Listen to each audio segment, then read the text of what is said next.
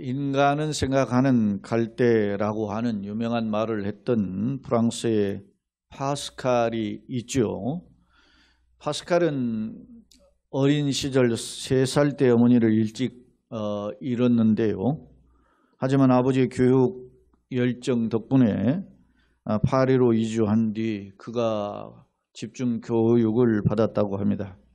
그 결과 12살에 막대기와 동그라미 기호로 유클리드 기하학의 12번 명제를 증명해냈고 16살에 수학 논문 원추 곡선론을 썼고 19살에는 계산기를 발명해냈으며 23살에는 대기 무게에 관한 재현상을 증명해낸 연구를 발표했다고 합니다.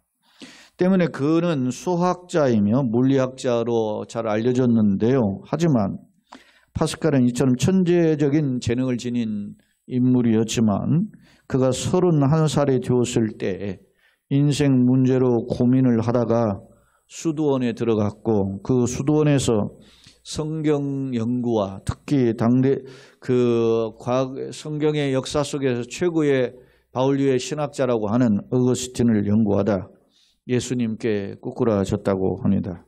특히 그는 예수님을 자신의 구세주로 영접한 뒤에 자신의 신앙 고백을 담은 글을 적어서 양복 안주머니에 집어넣고 그거를 바느질해서 꾸민 뒤에 죽을 때까지 평생 그 양복을 간직하면서 살았고 그는 하나님께 엎드리는 기도의 사람으로 살았다고 합니다.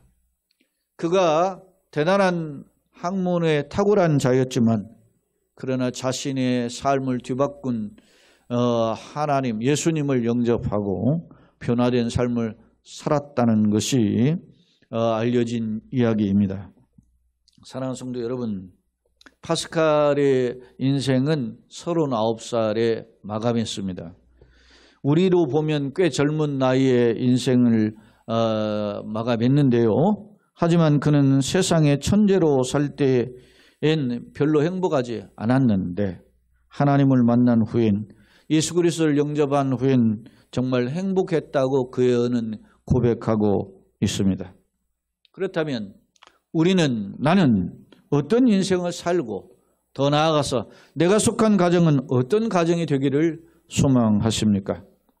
사실 사람들은 누구나 주변으로부터 많은 사람으로부터 인정받고 박수받고 소위 잘 나가는 성공한 사람이 되기를 소망하는 것이 보통의 생각입니다. 물론 성경에서 제시하는 성도의 멋진 삶에 대한 멋진 인생에 대한 방향성도 있습니다. 그것이 바로 하나님과 사람 앞에서 사랑받고 인정받는 삶이라는 것입니다. 예를 들면 신구약 성경 두 곳을 살펴보겠습니다. 구약 성경 사무엘상 2장에 보면 2장 26절 같이 읽어봅시다. 사무엘상 2장 26절입니다. 아이 사무엘이 점점 자라매 여호와와 사람들에게 은총을 더욱 받더라. 아멘. 신약성경 누가복음 2장 52절입니다. 예수는 지혜와 키가 자라가며 하나님과 사람 앞에서 더욱 사랑스러워 가시더라. 사무엘과 예수님의 어린 시절의 이야기를 표현하고 있습니다. 주목할 점은 하나님과 사람 앞에서 사랑스러워 갖고 더욱 사랑스러워 갖고 은총을 받았다라고 기록하고 있습니다. 어떤 삶이 행복한 인생인가, 어떤 삶이 진정한 축복의 삶인가를 보여주는 단편적인 예를 오늘 성경은 제시하고 있습니다. 그렇다면 오늘 우리가 읽었던 사도행전 10장에 기록하고 있는 말씀 중에서 하나님과 사람으로부터 칭찬받는 한 사람을 살펴볼 수 있는데 그 사람은 바로 고넬료입니다. 그렇다면 고넬료는 하나님과 사람으로부터 칭찬을 받았고 더 나아가서 가정이 구원받고 축복을 받는 그런 길에 섰는데 그렇다면 어떻게 이 고넬료는 하나님의 사랑 또 사람으로부터의 칭찬을 받고 그의 가정이 구원을 받을 수 있었을까?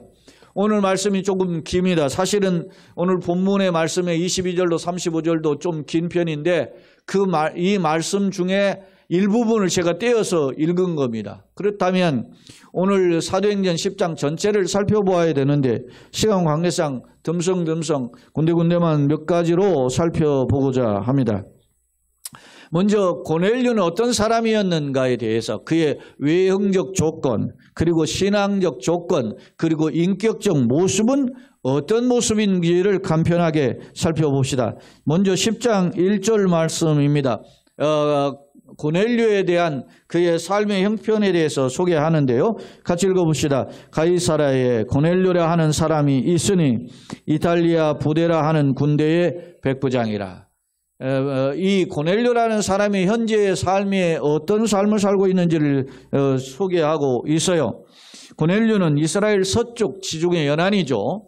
지중해 연안에 지금은 여러분이 가자 지구에 전쟁이 일어나고 있는데 가자 지역 전쟁이 일어나는 바로 북쪽에 있어요. 그곳에 가이사라라는 곳에 이탈리아의 로마죠. 이탈리아 로마의 군대가 주둔하고 있는 총독부가 설치되어 있었는데 그 총독 부대에 100명의 군사를 거리는 백부장이었습니다. 오늘날로 말하면 이 백부장은 우리나라의 계급으로 따지면 대위급에 해당하죠.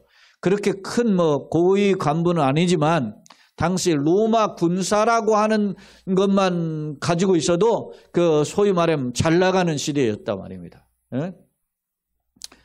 지금 북한에서 귀순한 사람들이 이야기를 들어보니까 군인이 오면 다 빼앗아 가도 아무 말 못한다 그래요. 북한에서는.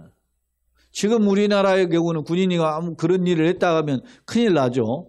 그런데 이처럼 당시 2000년 전에 로마가 이스라엘을 식민지로 삼고 있었던 시절에 그 로마의 100명을 거느리는 백부장의 장교는 대단한 파워를 가지고 있는 사람임을 엿볼 수 있습니다.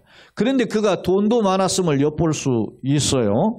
다시 말하면 그는 로마의 어떤 파견된 장교지만 그는 나름 권력과 재물까지 소유한 세상 기준으로 볼 때 소위 잘 나가는 사람이었음을 알 수 있습니다. 그렇다면 그는 이방인이었는데 고넬료는 이방인이에요. 로마 사람이에요. 그런 그가 어떤 사람으로 신앙적으로 평가를 받고 있는가? 자, 2절을 한번 같이 읽어봅시다. 시작. 그가 경건하여 온 집안과 더불어 하나님을 경외하며 백성을 많이 구제하고 하나님께 항상 기도하더니 라고 기록합니다. 사랑하는 여러분, 독특하잖아요. 로마의 군대의 장교가 하나님을 경외하고 또 그 이스라엘 백성을 많이 구제하고 기도했다. 이건 대단히 특별한 모습임을 엿볼 수 있어요. 왜 그러냐면 식민지는 강압적인 힘을 가지고 있잖아요. 여러분 로마의 역사를 중에서 로마의 황제 중에 여러분이 잘 아시는 마르쿠스 아우렐리우스라고 하는 황제가 있습니다. 이 사람은 이 로마의 황제이면서도 수상록, 명상록을 기록할 정도로 책을 많이 읽고 또 탁월한 인텔리였어요. 근데 이 사람이 그 소위 기독교 역사의 초대 300년 기간에 10번의 대박해가 있거든요. 그 10번의 대박해 중에 한 번 박해에 해당하는 이 로마의 황제가 마르쿠스 아우렐리우스예요. 왜 그런 줄 아세요? 기독교인들은 건방지다는 거죠. 자기가 공부도 많이 하고 똑똑했는데 이 기독교인들은 말이고 고개를 숙이지를 못해. 자기들이 믿는 신내만을 사랑하기 때문에 굴복하지 않는다는 거예요. 그래서 못마땅해가지고 핍박을 한 거죠. 하나 예가 10대 박해 처음에 네로부터 시작하거든요. 물론 네로 이전에 갈리굴라도 박해를 했는데 그런 어마어마한 박해는 상상할 수 없는 박해들이에요. 그런데 여러분 보세요. 그런 그 로마 시민권자의 자부심은 대단한단 말입니다. 그런 로마의 시민권자이면서 로마의 장교가 고급 장교죠. 사실은 이스라엘 와서 식민지 지배하는 나라에 그들이 섬기는 하나님 이스라엘 어떤 지역적인 종교로 알려진 그 이스라엘의 하나님을 믿는다? 그건 상상을 초월하는 일이란 말입니다. 그러나 이 고넬료는 그런 신앙의 소유자였죠. 여기 우리가 다시 2절에 보면 그가 경건했다라고 소개하고 있고 온 지방과 더불어 하나님은 뭐 했습니까? 경외했다라고 표현했고 백성을 많이 어떻게 해요? 구제했어요. 아예 자기가 약탈해가고 빼앗고 강포로 빼앗아 갈 수도 있는 다른 사람은 다 그랬는데 이 고넬료만큼은 오히려 도와줬단 말입니다. 그리고 하나님께 항상 어떻게 해요? 기도했다. 이 사람은 로마의 녹을 먹는 사람이지만 하나님을 경외하는 자로 살았음을 알 수 있습니다. 사랑하는 성도 여러분, 세상이 거칠어지는 시대에 살고 있습니다. 전쟁이 계속되고 있죠. 오늘 보도에 보면은 이란이 이스라엘에 이제 보복을 해서 뭐 미사일 드론해서 200발 넘게 쐈다 그래요. 그러니까 이제 이스라엘이 우리도 보복하겠다 이렇게 또 나온다고 그러는데 어떻게 예측 불허로 지금 전개되고 있으니까 기름값이 또 폭등하고 난리가 날 것이 분명한 듯 불보듯 뻔한 일 아닙니까? 이런 상황 속에서 우리가 정말로 소위 말하면 고래 싸움에 새우등 터지는 그런 현실 속에서 살고 있어요. 바로 이러한 시기에 오늘 이 고넬료라고 하는 사람은 비록 로마의 식민지 주둔군의 장교였지만 그러나 그는 하나님을 경외했고 그는 그들의 이스라엘 백성들을 오히려 도와주는 구제한 자기의 재산을 나눠준 그런 사람이었음을 알 수 있습니다. 자 보세요. 그것이 일회성으로 끝나지 않았음을 알 수 있어요. 4절 말씀을 봅시다. 같이 한번 읽습니다. 고넬료가 주목하여 보고 두려워 이르되 주여 무슨 일이니까? 자 천사가 이르되 내 기도와 구제가 하나님 앞에 상달되어 기억하신 바 되었으니. 고넬료가 기도하는 중에 하늘의 사자가 그에게 나타나가지고 그 대화하는 장면임을 알 수 있어요. 그의 정해진 기도 시간에. 근데 하나님의 사자가 뭐라고 하느냐면 너의 기도와 구제가 하나님 앞에 상달되다. 하늘에 상달되다. 하나님이 기억하고 계신다. 할렐루야. 여러분 이것은 그가 간단히 대충 눈감 땡감으로 기도 생활을 했거나 그냥 뭐 있는 돈 남은 돈 그냥 뭐 적선하는 식으로 던져준 것이 결코 아님을 알 수 있어요. 그는 정말로 하나님 앞에 대신관계에 바른 마음을 가지고 기도했고 그리고 대인관계 속에서 어려운 약자를 돌보는 자로 살았음을 알 수 있습니다. 할렐루야. 여러분 권력은 이렇게 사용하는 것입니다. 예? 우리가 지난 총선거도 했지만 왜 민심이 그렇게 드러났는지를 국가의 지도자들이 알아야 되는 것입니다. 권력은 섬기라고 주는 것이지 그걸 휘두르라고 주는 것이 아닌 것을 성경은 교훈하고 있잖아요. 그런데 많은 사람들이 착각합니다. 잘 나갈 때 여러분 겸손해야 되고 잘 나갈 때 남을 돌봐야 되는 거야. 할렐루야. 왜 그것은 나에게 일시적으로 맡긴 것에 불과해요. 권력이 됐든지 돈이 됐든지 명예가 됐든지 하나님이 나에게 이 잠깐 나그네 인생 길게 살아. 요즘 물론 100세도 살고 100세인도 살고 하지만 길어야 100년이야. 에? 더 나가서 뭐 120년 사시고 싶은 양반에게는 길어야 120년이야. 사랑하는 여러분, 그 동안에 나에게 잠시 맡겨준 것입니다. 그것이 지식이 됐든 그것이 물질이 됐든 그것이 세상 권력이 됐든 그것이 세상에 잘 나가는 인기의 명예가 됐든 나에게 잠시 맡긴 것뿐이에요. 오늘 이 고넬료는 그것을 알고 실천하고 있음을 알 수 있어요. 자, 하나님에 대한 평가가 바로 너의 기도와 구제가 하나님 앞에 기억하신 바 되었다라고 했어요. 자, 22절 한번 봅시다. 좀 더 건너뛰어서 오늘 본문의 말씀의 시작이죠. 자, 한번 같이 읽겠습니다. 시작. 그들이 대답하되 백부장 고넬료는 의인이요 하나님을 경외하는 사람이다. 유대 온 족속이 칭찬하더니 그가 거룩한 천사의 지시를 받아 당신을 그 집으로 청하여 말을 들으려 하느니라 한데. 자, 이 말씀 무슨 말씀이냐면 이제 천사를 만났잖아요. 하늘의 사자를 만나고 난 뒤에 그 하늘의 사자가 뭐라고 하느냐면 야 지금 너가 가면 요빠라는 곳에 요빠는 지금 이스라엘의 수도인 텔아비브 바로 밑에 있는 곳이에요. 뭐 거의 텔아비브라고 보면 돼요. 그곳에 지금 베드로라는 사람이 그 가죽쟁이 집에 머물고 있는데 그곳에 사람을 네가 보내서 초청해, 너희 집에 초청해서 하나님의 말씀을 들어라. 그렇게 지금 하늘의 차자가 이 고넬료가 이야기한 거예요. 그러니까 고넬료가 사람을 보내는데 당시에 유대인들 사람과 자기 종과 이렇게 몇 사람을 선발해서 이제 누구에게 보냈습니까?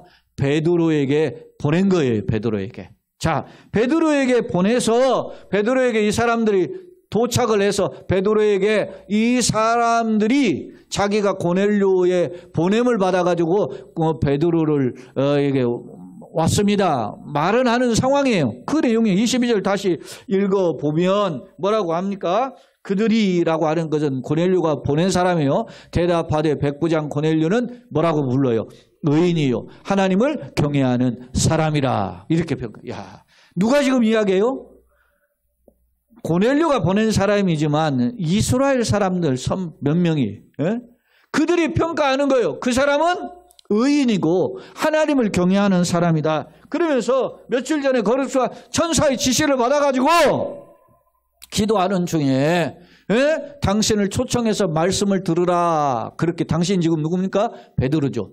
초청해서 말씀을 들으라. 이런 메시지를 받아서 우리가 지금 대신 그걸 전달하러 왔습니다. 이렇게 이야기하고 있습니다. 사랑하는 여러분, 앞서 하나님께서 천사를 보내서 너희 기도와 구제가 하나님 앞에 상달되었다라고 평가했고, 오늘 본문은 같이 살고 있는 유대인들의 시각으로 볼 때 이방인은 누구예요? 이 유대인이 볼 때 이방인은 짐승과 같은 존재예요. 개, 돼지처럼 여겼거든요. 더군다나 로마의 군사들이 이 땅을 와서 지배하고 있으니까 어떻게 합니까? 어떻게든지 몰아내려고 하는 그런 마음이 강했던 사람들인데 그들이 뭐라고 평가합니까?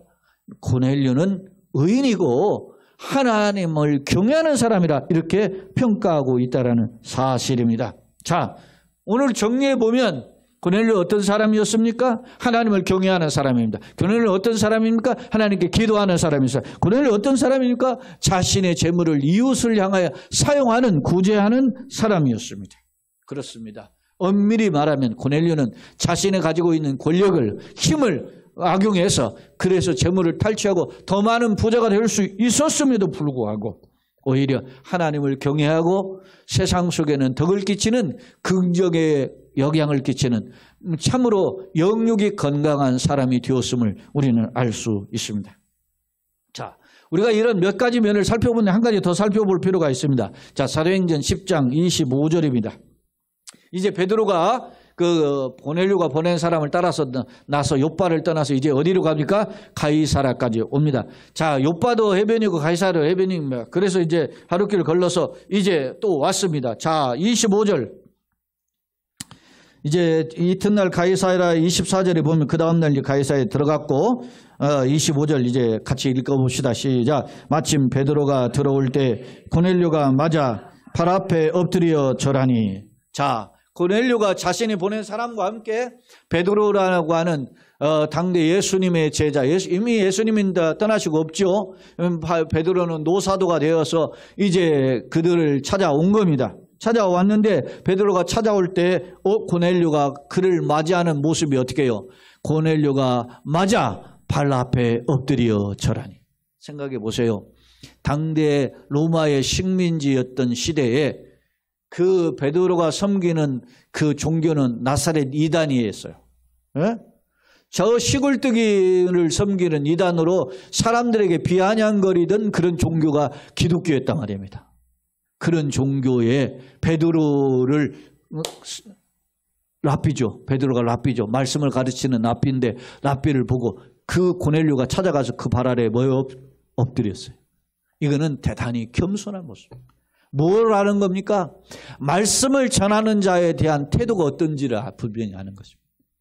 여러분, 이스라엘의 회당에는 어떻게 있습니까? 회당은 오늘날로 말하면 교회와 같은 것인데 거기에는 회당에는 탁자가 있고 이런 강대상과 의자가 딱 하나 있어요. 딱 의자 하나가. 근데 그 강대상에서 율법책을 펴고 하나님 말씀을 강론해. 누가? 랍비가 강론하는데 그 강론할 때 앉아있는 사람이 나와서 강론해. 그 앉아있는 의자가 무슨 의자냐면 모세의 의자예요. 다시 말하면 그 랍비는 모세의 권위를 가지고 모세가 이런 말을 했습니다. 말씀을 강론한다. 그러면 랍비가 강단에 나올 때 전부 다 일어섭니다. 우리는 역으로 지금 일어섰다 다 앉잖아요. 이스라엘에는 랍비가 말씀을 전하는 강론의 시간 전부 다 일어납니다. 왜? 그 시간이 하나님의 말씀 받는 축복의 시간입니다.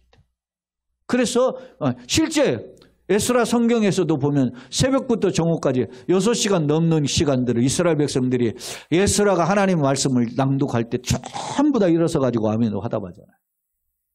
그게 성경적 태도예요. 이 말은 무슨 말입니까? 고넬료가 오늘 베드로를 맞이할 때 발 아래 없더라는 것은 말씀에 대한 철저한 경외감을 가지고 그 말씀을 듣고자 하는 겸손의 모습이 담겨져 있음을 엿볼 수 있습니다. 자, 28절 보세요. 이에 대한 베드로의 소위 반응, 평가가 담겨져 있어요. 28절 말씀 같이 읽겠습니다. 시작.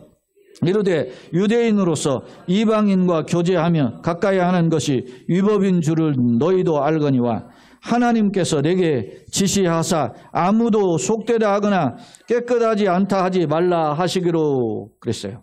그런 말씀, 자기가 사실은 베드로가요, 요바에서 기도했었거든요.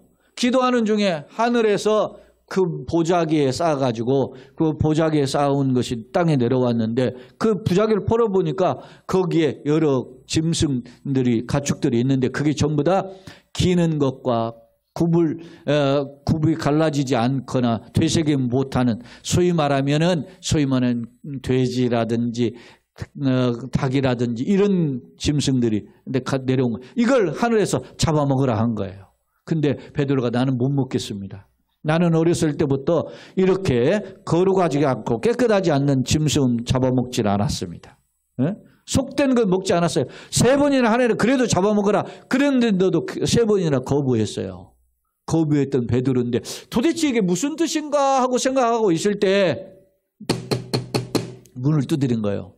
나가 보니까 요바에 찾아온 가이사라에서 고넬료가 보낸 사람인데 이 고넬료라는 사람이 당대 의인인데 당신을 들어서 말씀을 듣기를 원합니다. 그러니 같이 가실 수 있습니까? 그때 성령이 음성으로 말씀을 하는 겁니다. 그냥 따라가라.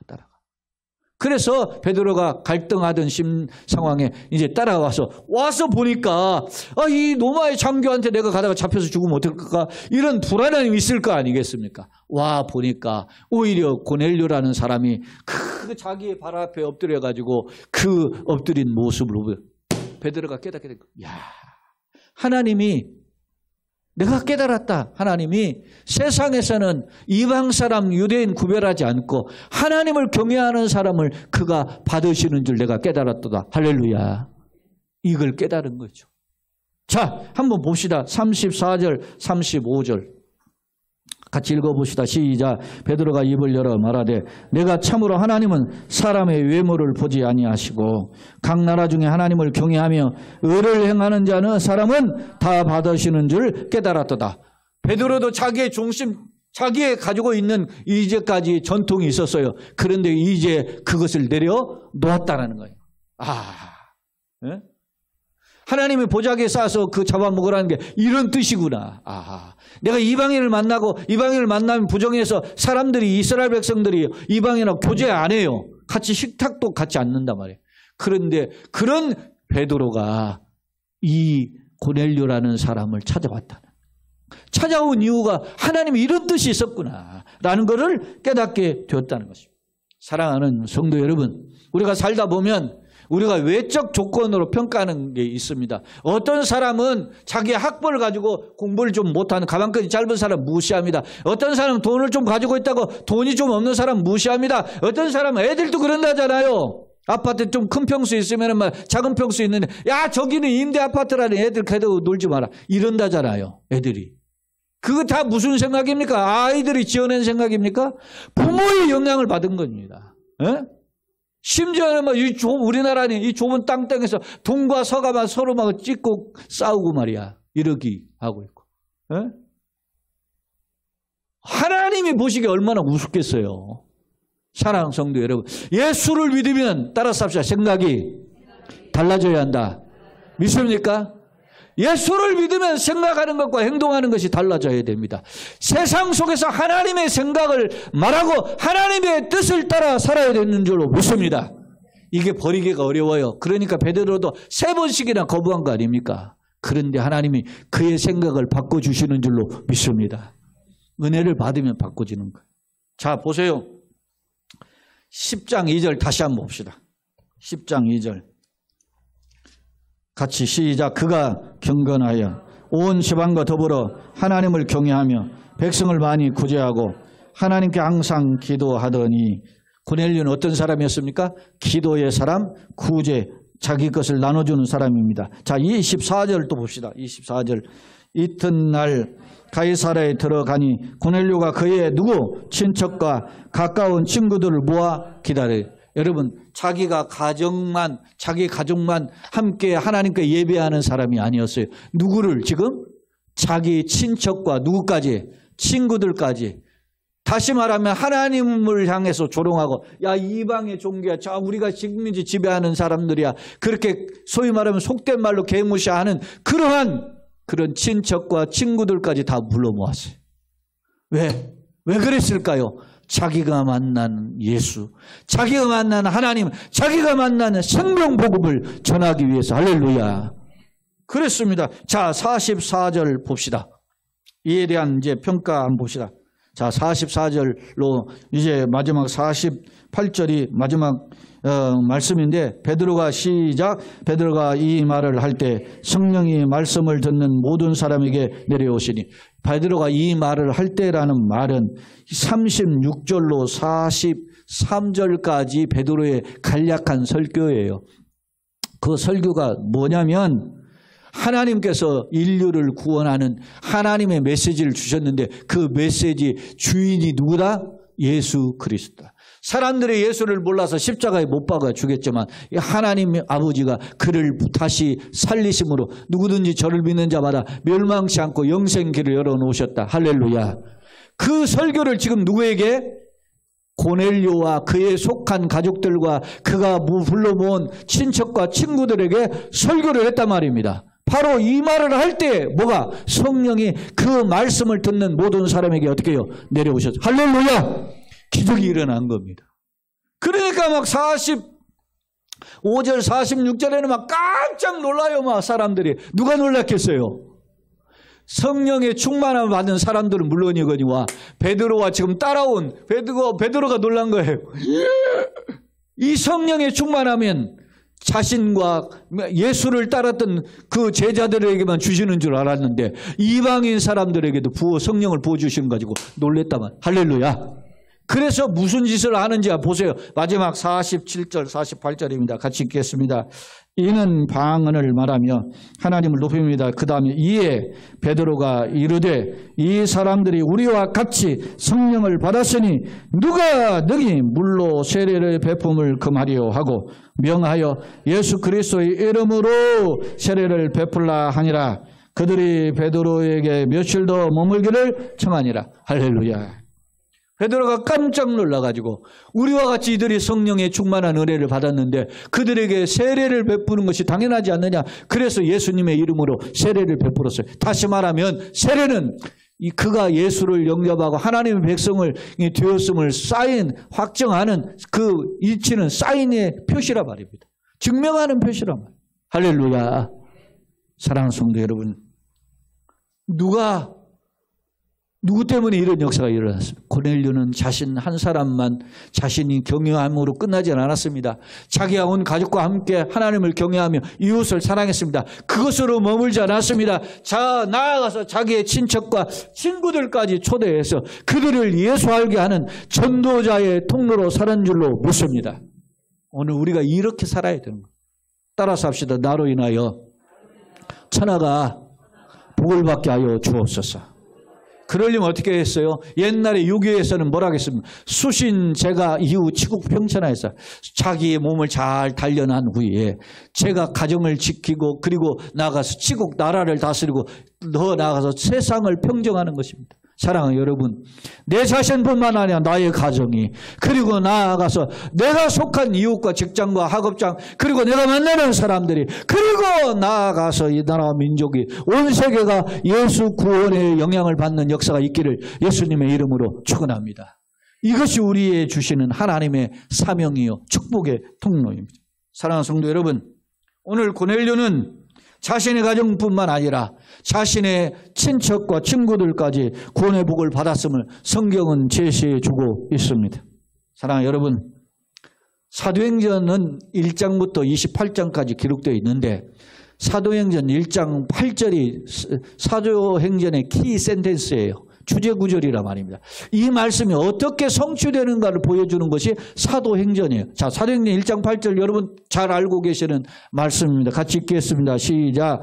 오직 너에게 임하시면 너희가 권능을 받고 예루살렘과 온 유대와 사마리아와 땅끝까지 이르러 내 증인이 되리라 하시리라. 자, 너희가 하나님의 성령의 충만한 은혜를 받으면 어디서부터? 예루살렘, 그리고 다 나가서 유대 땅, 그리고 나아가서 어떻게 해요? 사마리아 땅, 그리고 어디에? 땅끝까지라. 이게 복음이 확장되는 영역을 가리켜요.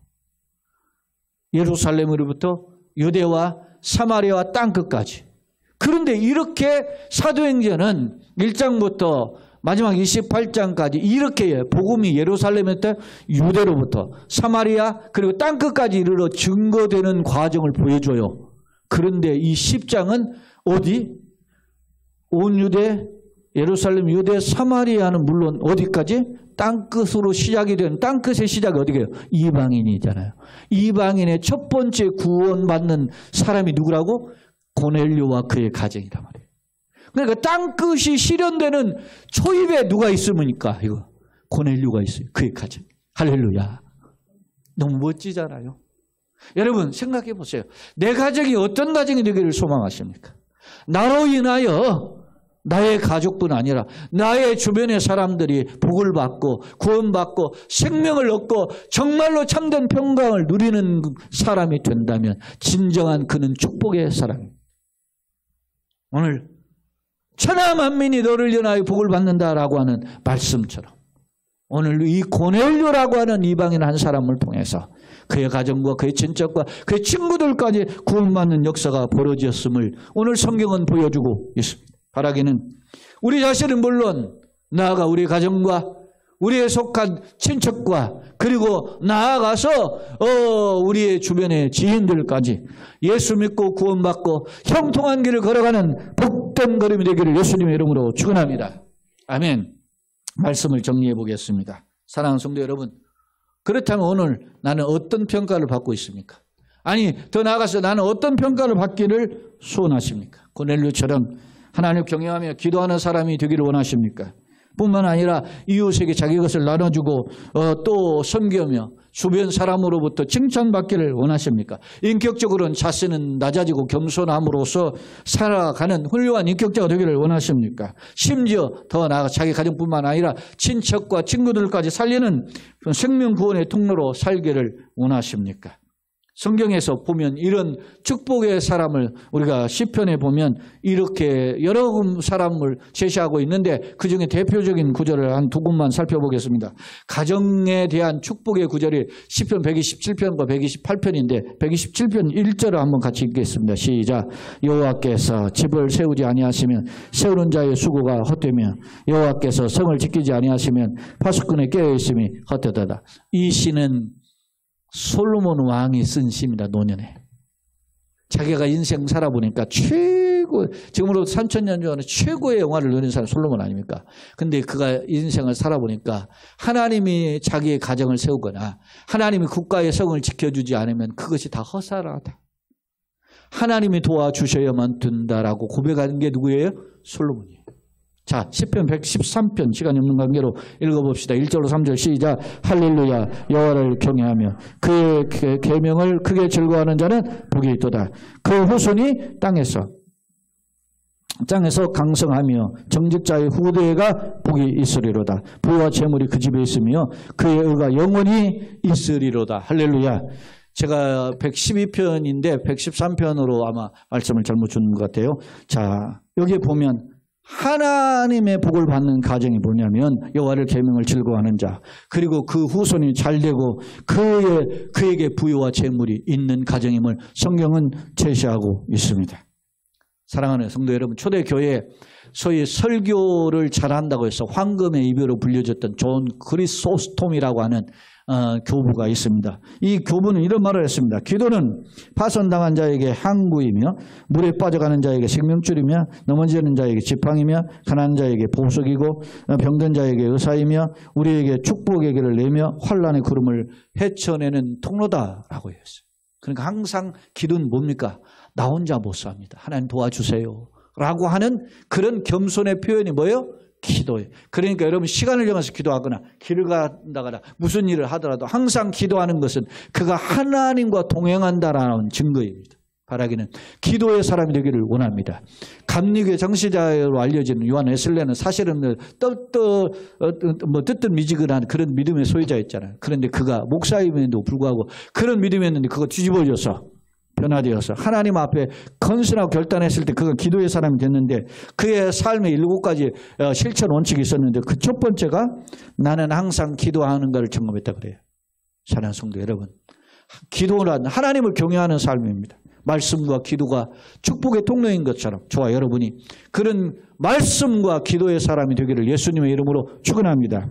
아브라함은 믿음의 조상이 되었죠. 그가 사실은 그의 아버지가 우상장사였고 그도 그의 빌부터 살던 사람이었습니다. 그런데 그가 하나님 그를 부르셔 너 천하만민이 너를 위하여 복을 받으리라 말씀하셨을 때 그가 복의 통로가 되었어요. 사랑하는 여러분, 나는 별 볼 일 없습니다.